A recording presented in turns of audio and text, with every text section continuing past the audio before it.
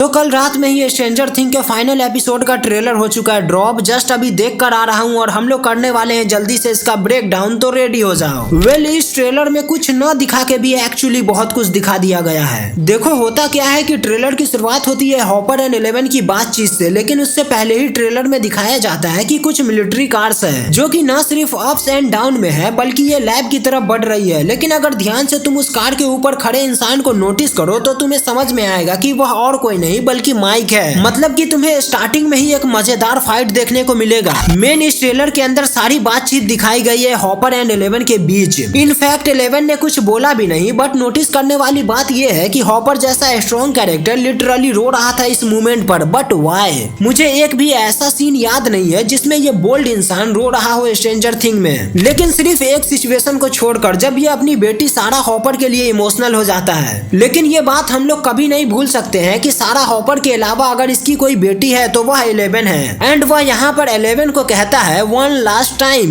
And hopper एक monologue देता है कि तुम्हारे साथ अभी तक क्या क्या हुआ है, और फिर बताता है कि तुम्हारे जिंदगी को गलत तरीके से रूल किया गया है, तुम्हारे जिंदगी का मिसयूज किया गया है, तुम्हारा मिसयूज किया गया है। एंड जब ये हॉपर बोल रहा होता है तब हमें पीछे का सारा सीन्स देखने को मिलता है। और वहीं ट्रेलर का एंड आते आते हमें जो ऊपर से डायमंड सैन एक्स आते हुए दिखता है वही बता देता है कि ये क्यों फाइनल एपिसोड होने वाला है।